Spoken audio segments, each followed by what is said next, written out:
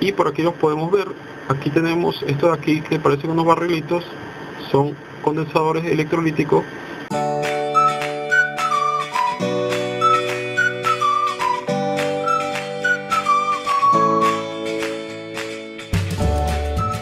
Hola a todos, mi nombre es Gustavo y este es el curso básico sobre electrónica, orientado hacia las reparaciones. La idea de este curso, primero que nada, es ayudarles a ustedes a entender todo esto de los componentes electrónicos. Cuando ustedes van a reparar, por ejemplo, la idea es que cuando ustedes vean, destapen un aparato que ustedes están reparando, entonces ustedes se sientan cómodos con los componentes que están allí, o sea, que entiendan todo lo que ustedes van a ver en esa tarjeta.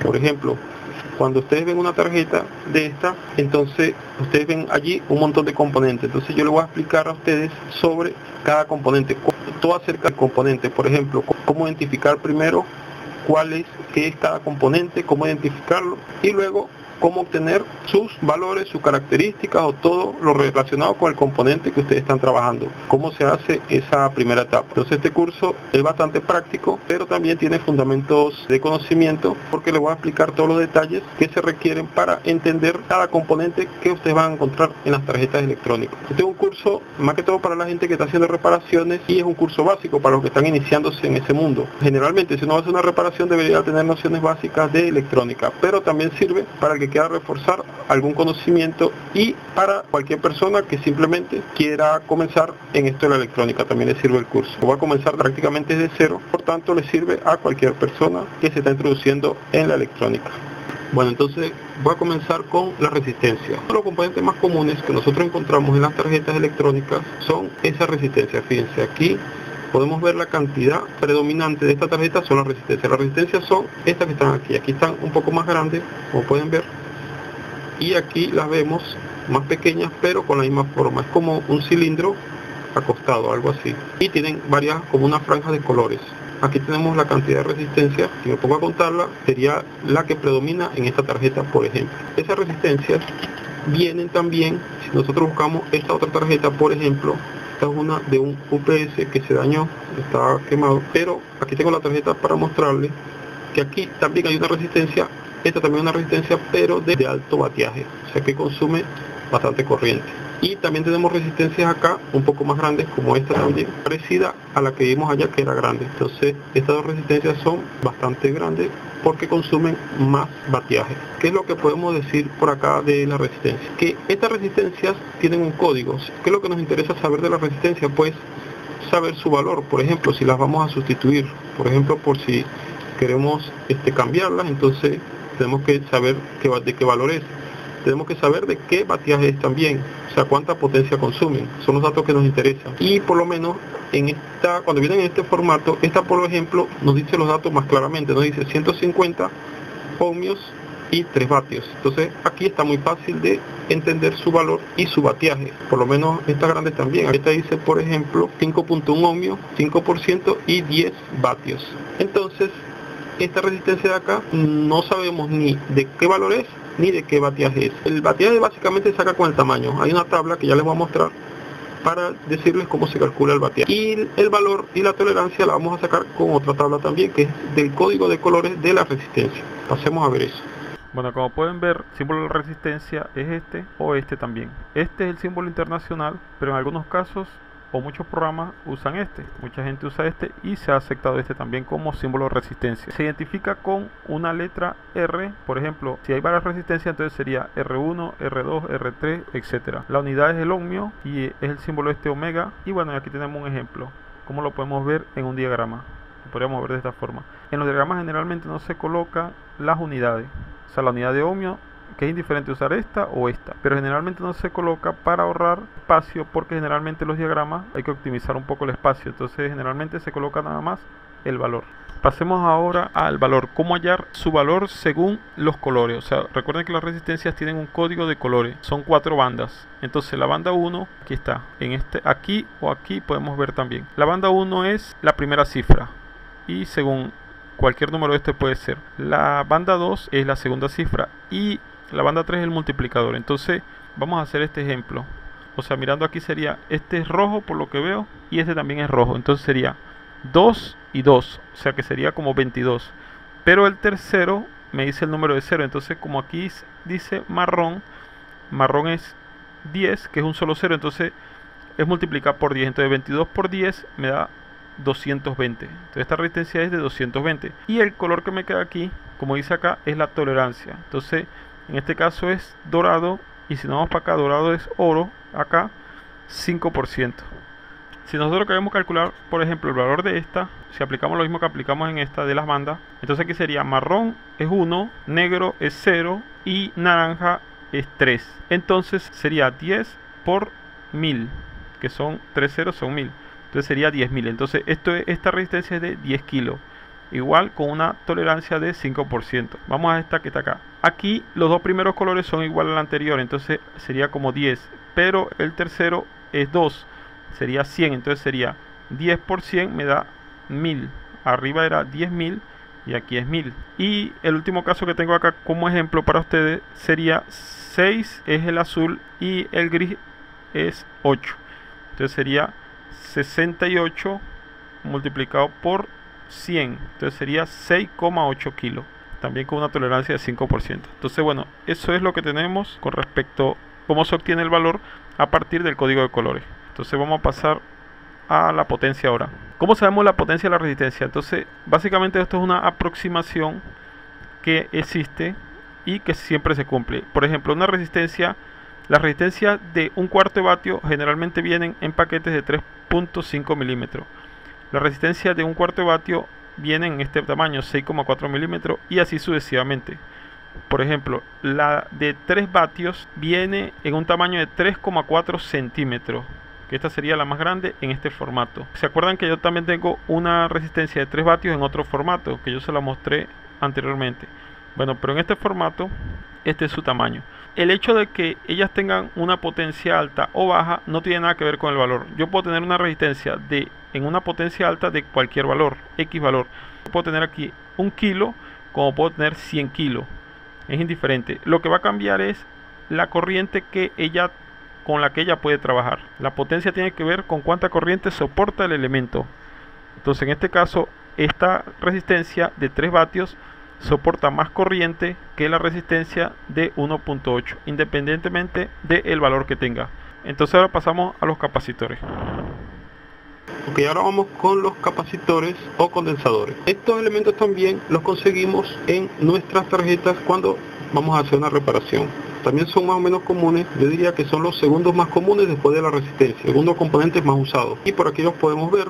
Aquí tenemos esto de aquí que parecen unos barrilitos, son condensadores electrolíticos. Y si nosotros vemos otra tarjeta, y aparte de los electrolíticos, también tenemos aquí, por ejemplo, si nosotros vemos esta tarjeta, que es de una lámpara, tenemos aquí varios capacitores. Aquí tenemos los electrolíticos y aquí tenemos otros que no son electrolíticos. Entonces, como pueden ver, son también muy usados. En los capacitores ocurre que hay dos grupos, se dividiría como en dos grandes grupos. Los electrolíticos tienen esta forma. Por cierto, antes de hablar de los capacitores, quiero aclarar que este curso, más que todo, voy a empezar la primera parte esta, se va a orientar hacia los componentes que son de hueco pasante. O sea que para la parte de montaje superficial, más adelante, este curso se va a dividir en varias partes porque obviamente creo que va a ser un poco largo. Y entonces, más adelante voy a dedicarme a lo de montaje superficial, que también son un tema completo, es un tema largo. Entonces, para no mezclar ahorita todo ese tema de los componentes de montaje superficial y hueco pasante, voy a comenzar con esto. Los huecos pasantes son los que tienen patas así, que pasan a través de la tarjeta. Entonces, continúo. Estos capacitores son los electrolíticos, que parecen un barrilito. Los electrolíticos se caracterizan porque una de los lados tiene su polaridad. Entonces, son polarizados.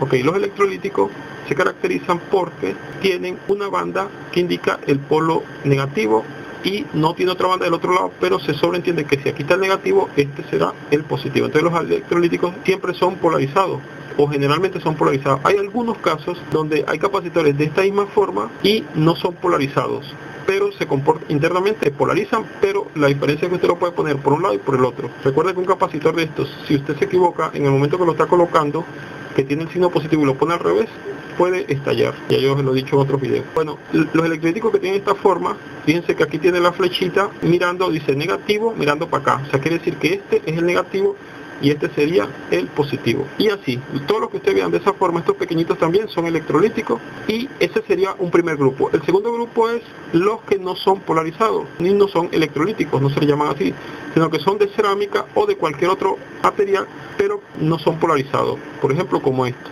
Ellos no tienen ese problema que si uno se equivoca, cuando lo va a colocar, no pasa nada, porque simplemente sirve por un lado y sirve para otro. No tiene en ningún lado marca para la polarización. Lo otro es, ellos tienen un valor, aquí por ejemplo dice 400 voltios y aquí tiene un código. Estos capacitores, ellos no indican el valor exacto, eso nos lo indica a través de un código, que ya yo se los voy a aclarar más adelante. Pero lo que les puedo decir ahorita es que estos capacitores electrolíticos sí tienen el valor, sí se les puede leer el valor. Por lo menos aquí dicen, este capacitor es de 1000 microfaradios y de 25 voltios. Y así todos los capacitores electrolíticos tienen su valor bien definido. 470 microfaradios, 10 voltios. La banda sigue aquí y continúa aquí, 10 voltios. En cambio estos pequeñitos solamente tienen como un código. Todos ustedes le van a encontrar un código siempre porque ellos vienen en código. Eso seguro es porque en los más pequeños, como no pueden poner el valor completo, entonces es mejor colocar un código y a través de unas tablas que yo les voy a mostrar a ustedes, ustedes lo van a identificar. Lo otro que les quiero decir es que el tamaño de ellos tiene que ver con su unidad de microfaradio. O sea, mientras más grande, tiene que ver con la cantidad de microfaradio. O en algunos casos con el voltaje también. Por ejemplo, este es de un microfaradio bajo, pero es de un voltaje alto. Entonces, como es un voltaje alto, generalmente son más grandes. Y estos, por lo menos este es un caso al revés. Este es el microfaradio alto, 1000 microfaradios alto. Recuerden que en capacitancia, generalmente en electrónica, nunca se va a hablar de faradios, sino de microfaradios. O sea, una unidad muy pequeña del faradio. Y el voltaje es 16 voltios. O sea que el voltaje es pequeño, pero el microfaradio es alto, entonces por tanto es más grande. Eso es lo que diferencia a un capacitor de este con uno de estos pequeños. Por ejemplo, este pequeño tiene el voltaje igual, 16 voltios, pero el microfaradio es de la mitad. Es decir, al ser de la mitad, se pueden dar cuenta lo que cambió. Siempre se mantiene eso, que el más grande tiene el microfaradio más alto y el más pequeño, pues el microfaradio más pequeño. O el voltaje más pequeño también. Generalmente es así. Vamos a pasar para ver cómo leemos los valores que tienen ellos con el código que ellos tienen allí. Vamos a pasar a explicar esa parte. Bueno, entonces aquí comenzamos explicando sobre la simbología. Aquí tenemos justamente el símbolo de un capacitor no polarizado, es así. Y el polarizado es este símbolo de acá. Entonces, como se pueden dar cuenta, la diferencia básicamente es un signo y quizás un poco la forma que le ponen ellos, pero lo más resaltante es el signo, porque él no se puede colocar volteado porque, como ya lo dije antes, estos capacitores pueden explotar o reventar si se colocan al revés. Como lo vemos en los diagramas, entonces lo vemos como se ve acá o como se ve acá. Entonces aquí está con signo, uno que es polarizado y uno que no es polarizado. ¿Cómo se identifica un capacitor? Con la letra C. Entonces generalmente nosotros vemos acá, está la C y generalmente va acompañada con un número, por ejemplo, C1, C2, C3, o sea, esa es la numeración que va con la letra C. Y la capacitancia sería el valor de su capacidad, pues por ejemplo, 6,8 microfaradios, se escribiría eso. En las unidades también podemos encontrar o podemos hablar con respecto a nanofaradio o picofaradio. O sea, podemos ver un capacitor que tenga tantos microfaradios, tantos nanofaradios o tantos picofaradios. O sea, indiferentemente, nosotros lo podemos ver en un plano con diferentes unidades. Y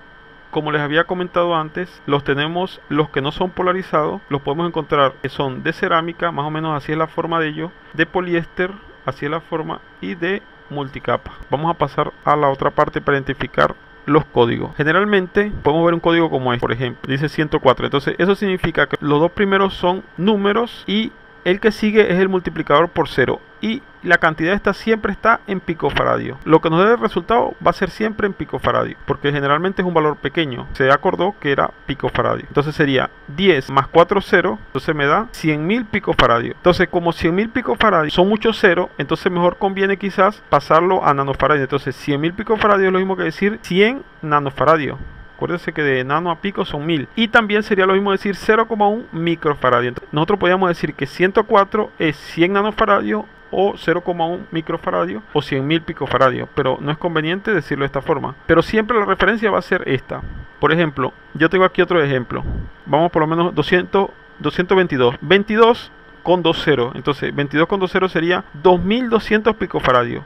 Corremos la coma 3 espacios y nos daría en nanofaradios. Entonces sería 2,2 nanofaradios. Otro ejemplo, 103, 10 con 3 ceros, 100.000 picofaradios. Corremos la coma 3 ceros para atrás y nos quedaría 10 nanofaradios. ¿Por qué es mejor decir nanofaradios que picofaradios en algunos casos?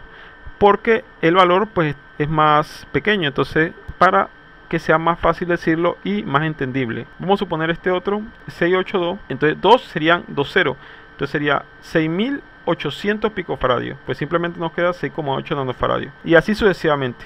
Por lo menos aquí 22 picos. Por ejemplo, este caso particular, cuando el número es más pequeño, no conviene más bien pasarlo a nanofaradios, porque si corremos la coma para atrás sería 0,022 nanofaradios. Entonces mejor lo dejamos en picofaradios. Si es muy pequeñito el valor, pues en ese caso sí lo dejamos en picofaradios.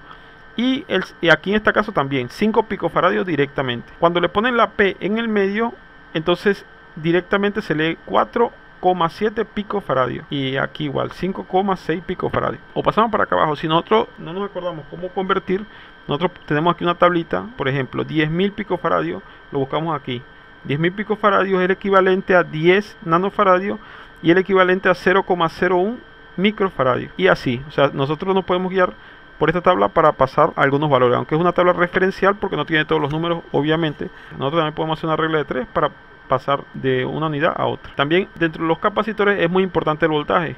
Hay unos códigos para interpretar el voltaje. Entonces, en unos casos el voltaje sí lo colocan, como en el capacitor que les mostré ahora anteriormente, pero en otros casos colocan unos códigos también. Sobre todo si el capacitor es muy pequeñito. Recuerden que eso lo hacen es porque los capacitores, al no tener espacio, no pueden escribir eso. Si todos los capacitores fuesen grandes, lo escribieran encima, pero esa es la razón, que no hay suficiente espacio. Entonces tienen que ingeniársela haciendo códigos y cosas así. Entonces, por ejemplo, aquí tenemos una tablita. Entonces dice 1H es de 50, 2A 100, 2D 200 y así sucesivamente. Fíjense que cubre una amplia gama de valores. ¿Por qué es importante saber el voltaje? Porque es bastante importante, porque en el momento que ustedes de repente hagan sustituir un capacitor, que ustedes lo verificaron que está dañado, por ejemplo, entonces si el capacitor dice que es de 50 voltios, o al revés, si el capacitor es de 100 voltios y dice 2A, como este caso, y ustedes no le paran a eso y ustedes dicen, bueno, voy a colocar uno que tiene el mismo valor pero que no sé el voltaje, y le colocan uno, por ejemplo, de 50 voltios, el capacitor se puede dañar, inmediatamente se daña porque no va a soportar el voltaje. Por eso es muy importante también el voltaje en los capacitores, tanto en estos como los electrolíticos, o sea, tanto en esos como en estos. Es muy importante el voltaje. Fíjense que aquí estos capacitores lo dicen directamente encima. Ok,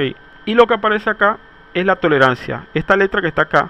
Claro, lo que aparece en el medio es lo mismo que está aquí, o sea, esto que está aquí es válido para el código que está en el medio. Este 104 se calcula igualito como lo hicimos para el lado de acá, pero entonces nos queda la tolerancia. Entonces la letra que está aquí significa la tolerancia. En este caso aquí están todas las tolerancias que hay, y en el caso de la J sería más o menos 5% de tolerancia. Entonces dejemos esto hasta acá.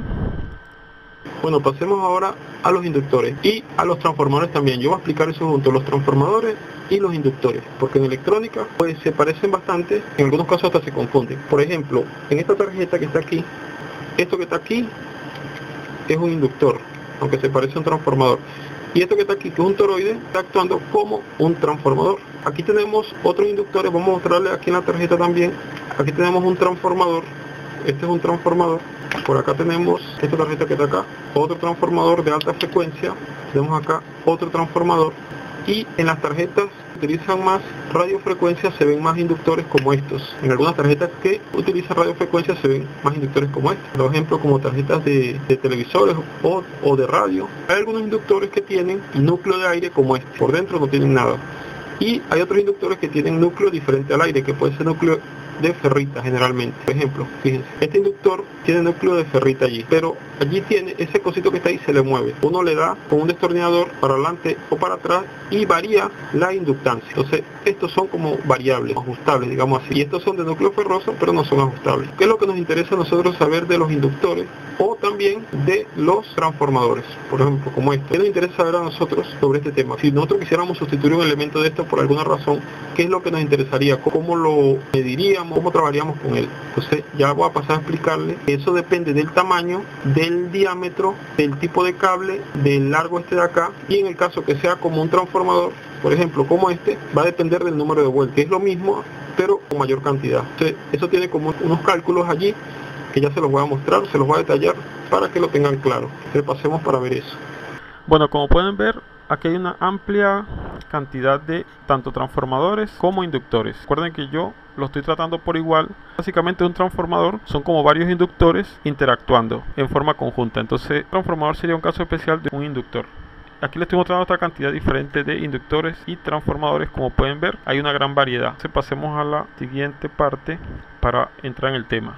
El inductor o bobina o arrollado, le dicen algunos, sería como lo mismo. Decir inductor y decir bobina, lo que pasa es que la bobina está más asociada a cuando nosotros vemos estas cositas así. Cuando nosotros vemos justamente bobinado, entonces nosotros tendemos a decirle bobina y no le decimos inductor, pero en verdad que es lo mismo. Y a estos componentes de acá, que yo no lo mencioné anteriormente, pero también son inductores, esto internamente lo que tienen son una bobina pero más pequeñita. Generalmente estos inductores son de un valor mucho más bajo, son muy pequeñitos, o sea, un valor pequeño. Y estos también son de valor pequeño, pero pueden ser de valor más alto. El valor depende también de varios factores y también depende del tamaño de esto y la cantidad de vueltas que tenga esto. Bueno, más adelante le hablaré un poquito más de eso. Por los momentos, para que entienda que inductor y bobina es como lo mismo, no hay una diferencia. Estos no son que se llaman inductores y esto bobina, no. E indiferentemente se pueden llamar, cualquiera de los dos se le puede decir inductor. Y bobina, más que todo se le dice a este. A este no se le acostumbra a decir bobina porque no es obvio, no se ve la bobina, pero internamente él tiene una bobina. Y la simbología se parece como a la de la resistencia que yo le mostré, pero generalmente viene rellena. Y este símbolo es más usado todavía que este. Los dos símbolos se pueden usar de igual manera. Bueno, pasemos, vamos a entender más acá. Vamos con la simbología según su núcleo. Los tenemos con núcleo de aire. Núcleo de aire, como pueden ver, no hay nada dentro del inductor, ¿verdad? Y entonces este es el símbolo. Con núcleo de hierro, entonces este es el símbolo, son dos barritas. Generalmente lo hacen como en un transformadorcito, no lo hacen como este. Y núcleo ferroso o de ferrita, entonces es de esta forma, que es bastante eficiente también la ferrita. Y núcleo variable, generalmente es de ferrita, y este es el que yo le decía que uno con un destornillador los puede variar. Entonces al variar la posición de la ferrita varía la inductancia. Y entonces este es el símbolo también. Bueno, pasemos a la siguiente. Los diferentes tipos, pero vamos a pasar ahora a transformadores. Más o menos se parece como a los inductores la simbología, pero pues siempre tiene un primario y como un secundario, un primario y un secundario. Entonces aquí es núcleo de hierro. Este que está aquí es de transformador. Sí son más que todo de fuente. Generalmente son de fuente. Este también es de fuente, pero tiene 3 cables. Fíjense que puede ser de 2 cables y de 3 cables. Seguimos con el otro. Los que son de ferrita, la diferencia se parece bastante a este. Fíjense que este se parece bastante a este, pero internamente pues el simbolito es ese. Y así sucesivamente. Lo podemos tener también de 3 tap, como se le puede llamar, o de 2 salidas, sería este con una en común. Y también lo podemos tener de salidas independientes, entradas y salidas independientes. Por lo menos este controla este y este controla este. Aunque en verdad todos se controlan porque están en el mismo núcleo. Vamos a decir así, está arrollado en el mismo núcleo. Pero la simbología se muestra así como independiente. Generalmente esto lo unen con esto o hacen combinatoria. Pueden haber combinaciones mucho más complejas. Bueno, también tenemos acá el cálculo de la inductancia. La inductancia la podemos calcular, por ejemplo, si ustedes de repente notan que falta, que un elemento de esto se dañó o perdió su forma o simplemente no está y ustedes quieren sustituirlo. Entonces aquí está la ecuación, que es muy básica, para lograr obtener un inductor del mismo valor. Recuerden que la inductancia se mide en henrios, pero también se mide en unidades más pequeñas que el henrio, por lo menos microhenrio o milihenrio es más común. Entonces aquí tenemos L es inductancia en microhenrio, por ejemplo, que es la que vamos a calcular nosotros. D es el diámetro de la bobina en pulgadas, entonces el diámetro es la distancia que hay de aquí hasta acá, es el diámetro. Longitud de la bobina es la longitud que hay de acá, de un enrollado al otro, como nos va a quedar. Y N es el número de espiras, el número de vueltas. Si nosotros logramos ajustar esta distancia, logramos ajustar este diámetro, la distancia y el número de espiras adecuado, podemos obtener una inductancia que nosotros queramos. Entonces solamente tenemos que aplicar esta ecuación y obtenemos nuestro inductor. Esta es la forma de calcular la inductancia para un inductor de núcleo de aire. Entonces, ¿qué otro cálculo tenemos por acá? En los transformadores también. La relación generalmente en el transformador es de voltaje a voltaje. Entonces nosotros lo que nos interesa en el transformador es qué voltaje de salida vamos a obtener. Entonces generalmente con esta ecuación que está aquí, es una ecuación muy básica como pueden ver también, tenemos aquí que este es el voltaje primario, este es el voltaje secundario, este es el número de vueltas o número de espiras del secundario, número de espiras del primario, que son estas que están acá y estas que están acá. Entonces con esta ecuación lo que nosotros hacemos es que ajustamos el número de espiras para obtener el voltaje en el secundario que nosotros queramos. Fíjense que el voltaje del secundario depende del voltaje del primario y la combinación del número de espiras. Por ejemplo, si el número de espiras del primario es igual al número de espiras del secundario, por ejemplo, entonces el voltaje del secundario sería igual al voltaje del primario. Y si nosotros tenemos la mitad de espiras en el secundario, entonces nosotros tendríamos la mitad del voltaje en el secundario. Bueno, pasemos ahora a los diodos. Los diodos también son bastante comunes en la electrónica, en los aparatos que nosotros observamos. Tienen muchas funciones. Más adelante en el curso voy a hablar de las funciones de los componentes, pero ahorita estoy con la parte más básica, que es la identificación de ellos y cómo saber más de ellos, de su valor y todo eso. Más adelante les voy a dar más detalles de para qué sirve cada componente. Entonces, fíjense que aquí, por ejemplo, tenemos aquí 1, 2, 3, 4, 5, 6, 7, 8, 9. Tenemos 9 diodos, por ejemplo, en esta tarjeta. Fíjense que es una tarjeta pequeña y con tal cantidad de diodos. Y en cualquier tarjeta que nosotros revisemos, por ejemplo, en esta placa también hay 2, 3, 4 diodos, por ejemplo, y así. Son bastante comunes, por tanto vale la pena analizarlos también. Entonces, los diodos generalmente sí tienen el valor aquí encima. Entonces, ¿cómo sabemos de ellos? Tenemos que ir a lo que llaman el datachip. En este caso, nosotros nos vamos al datachip y podemos, con el número que dice acá, podemos saber más de ellos. Este, por ejemplo, dice 1N4007. Ahí buscamos el 1N407, lo buscamos en internet y ahí lo obtenemos. La característica, ¿qué es lo que nos interesa? Que ellos se polarizan de un valor y ustedes deben saber algo básico del diodo. El diodo lo que hace es que él permite la corriente de un lado para el otro, pero no al revés. También se le dice un diodo semiconductor. Semiconductor porque conduce por un lado, pero no conduce para el otro. Tenemos un encapsulado que es de 4 diodos que forman un puente. Por ejemplo, lo vemos así. Entonces serían, generalmente, como es tan común los puentes, entonces a veces lo podemos conseguir en este formato. Aquí adentro hay 4 diodos en un arreglo que se llama puente rectificador. También tenemos los diodos Zener. Hay unos diodos que se basan en que el voltaje de polarización es un poco más alto o es adecuado para fijar ciertos niveles de tensión, y esos son los diodos Zener, son de esta forma. Y hay unos diodos que no son Zener, sino que también son de esta forma, son iguales a estos, pero también tienen esta forma. Y allí tienen su valor, pero también en algunos casos vienen en código, porque como es tan pequeñito, hay que leer el código para saber qué valor es. Pero en otros casos sí tiene el valor allí directamente. Y tenemos estos famosos LED, que internamente también se comportan como diodo. Un diodo LED hace lo mismo que un diodo en el sentido de la corriente.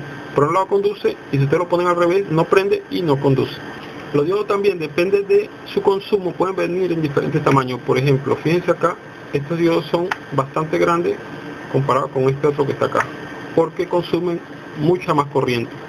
Entonces el tamaño siempre es como el que define el consumo de los componentes. Mientras sea mayor tamaño, pues mayor corriente va a soportar. Recuerden que la corriente es proporcional al área transversal por donde ella circula. O sea que mientras el diámetro del área transversal sea más grande, más capacidad de corriente hay para que circule.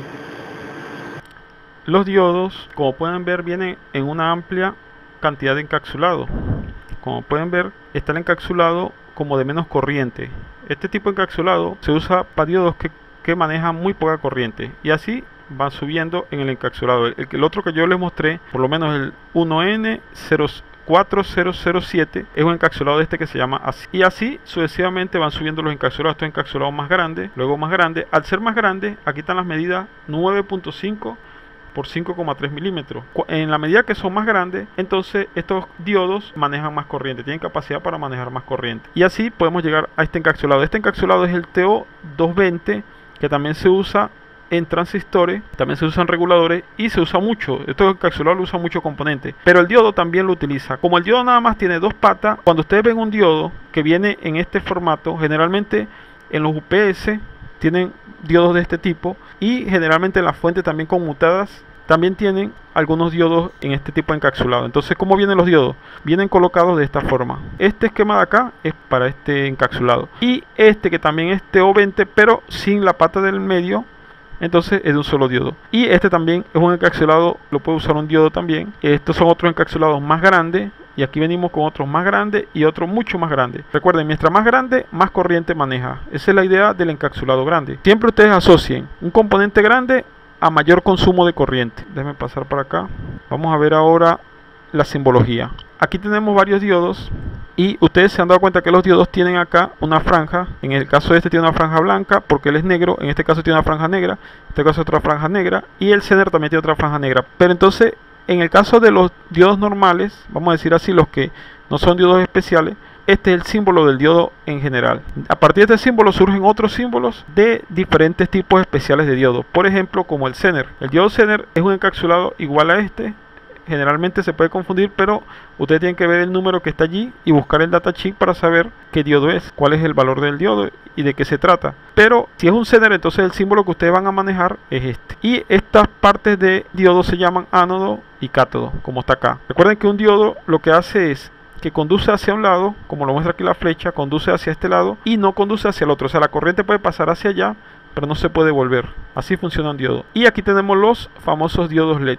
Los diodos LED se iluminan, pero también son unos diodos. O sea, de hecho la simbología de ellos es como un diodo, pero fíjense que tiene dos flechitas que sobresalen. También se cumple lo mismo, ánodo y cátodo. Este es el positivo y el negativo. También se cumple para acá lo mismo, positivo y negativo. En las patas de estos diodos también se puede reconocer el positivo y el negativo, porque la que es más larga es el positivo y la que es más corta es el negativo.